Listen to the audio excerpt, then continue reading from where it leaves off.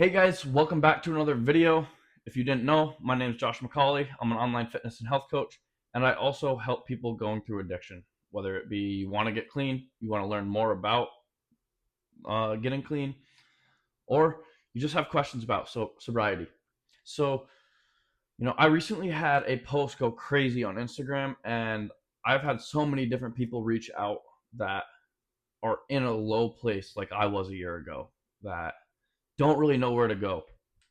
And I've had so many different people reach out, whether it be lax bros, I've got finance bros, single moms, dudes just like me who are working their job, but were bored and picked up bad habits like this stuff. So, you know, I had probably 20 to 30 people DM me separately and like be like, I had the exact same thing happen to me.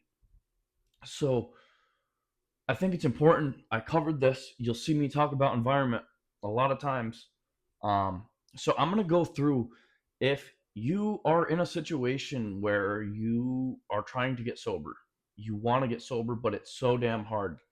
Like, you'll go a couple of weeks, you'll be fine, you'll be going good, and then your brain will tell you, oh, okay, I can go back. And then you relapse and you do it again and again, and it falls in that same cycle. Your environment controls who you are. So, you know, where I was living before, I have a great job. I'm an electrical engineer. Um, I was living in an apartment with some of my frat buddies and some other buddies. We would drink every weekend. We lived in not super nice apartment. Like, it wasn't shitty, but like there were raccoons in the ceiling, things like that, dishes piled up, and it wasn't a place I was proud of. It wasn't a place where I wanted to bring girls. I like high value women. I'm not going to bring them into a trap. So I was in an environment where I was surrounded by alcohol. I was surrounded by drugs. I was the one bringing the drugs, but um, it wasn't a great environment. If I wanted to get sober and my buddies were all drinking on the weekends and I was sitting in my room, your brain will go crazy. I don't care how strong of willpower you have. Your brain will trick you to relapse. So what I'm saying is environment. So the first thing we'll talk about is location. I was talking to a guy who reached out.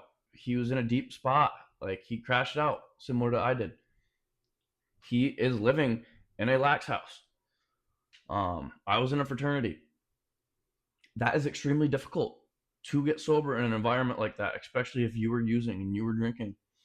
But if you can't leave the situation, the first thing I would say is try and get your own apartment. Try and get your own apartment where you are safe and you can control who you go around. Um, that's the number one thing. But if you can't, if you are stuck in that house, you need to have someone to talk to. I think in his case, he had a girlfriend. He's got supportive family. You need to stay close with them, and also reach out to someone like me or another online coach, someone to keep you accountable. Go to AA. But your location is super important. I understand some people are stuck in households where there's violence, there's drugs, there's alcohol. Some dealers reached out to me. The number one thing is you have to get out. Now I'm in a beautiful apartment. It's a little more expensive, but I'm proud of it. I've got my own setup. I've got my office. I'm proud to bring girls here. Proud to have company over. It's something I'm proud of, and you know, I'm not in the slums. Like, I felt like I was living in a trap house, so I had to live the trap life. Shooting CeeLo at 3 in the morning with randoms that could rob me. Like, not a lifestyle that I wanted. I'm a successful guy. I'm an engineer. So, first thing, if you can get out, if you can get away, you need to. If you're stuck in your hometown, I suggest you move. I understand that's not possible, but work with me. If you're having trouble deciding that, you need to figure it out. Second thing, who are you surrounding yourself with? I got out of rehab just about a year ago. I haven't talked to most of my friends or hung out with them in person since I've been back. I'll keep in touch. Like, I didn't just ghost my real ones, but I really had to sit down and think what I wanted, because at the end of the day, we're the issues. The addicts are the issues. That is nobody else. It's not my parents' fault. It's not my friend's fault. It is not anybody's fault but your own. Take accountability.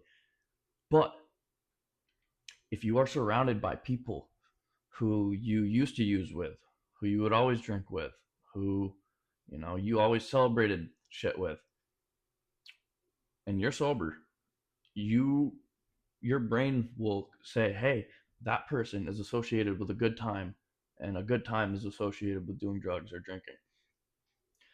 I don't care how strong your willpower is, your brain will trick you if you are not prepared. So I had to restructure my life. Um, and this goes to location and people. Get in an environment where, if you want to get healthy, if you don't have to get sober, this isn't just for sobriety.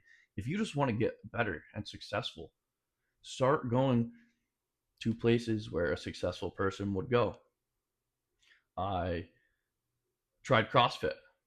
I wanted to get in shape. I had some weight to lose. I lost weight. I met some really cool people there.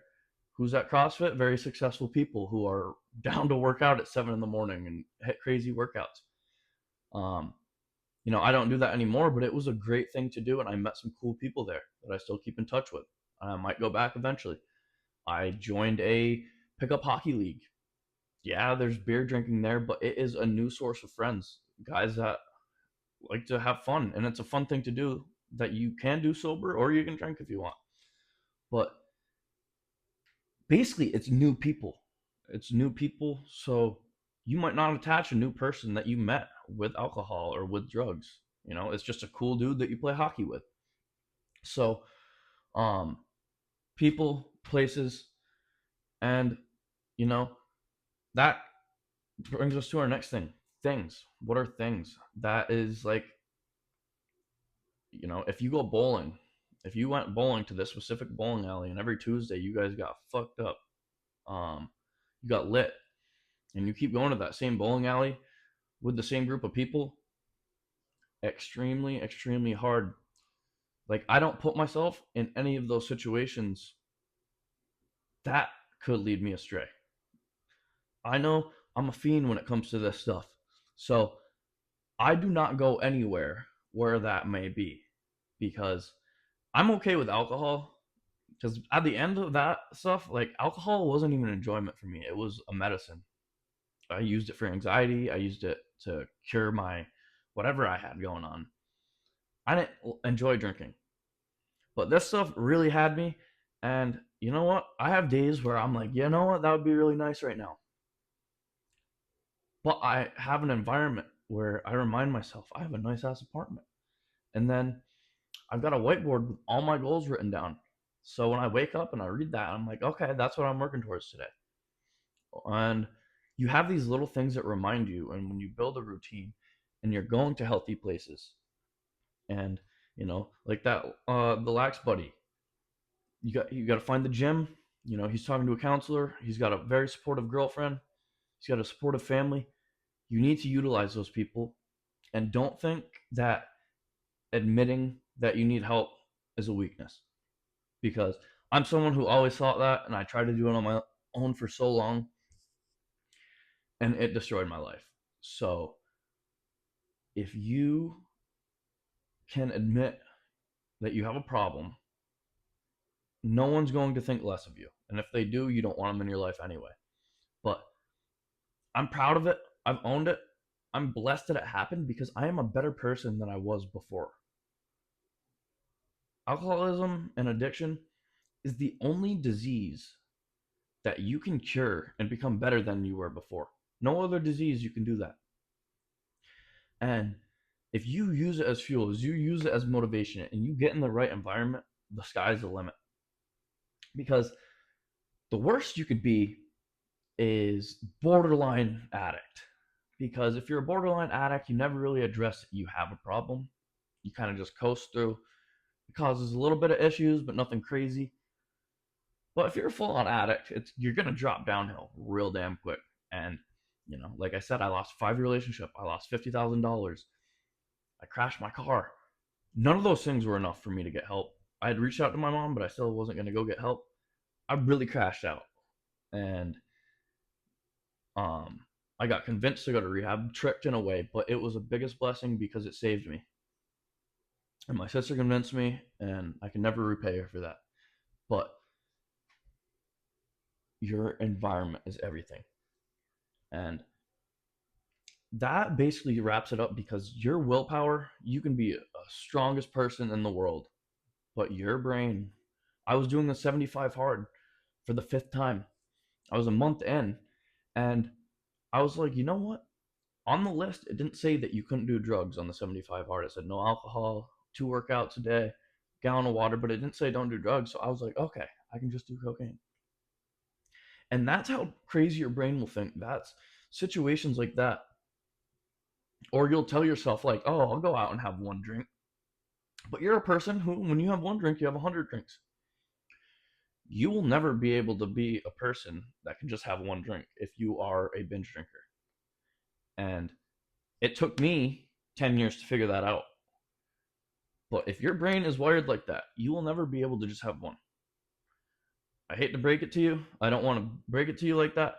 But once you understand that, your life will become so much better. And I don't drink because I know I'll instantly go get some yayo. But I hope this helped, guys.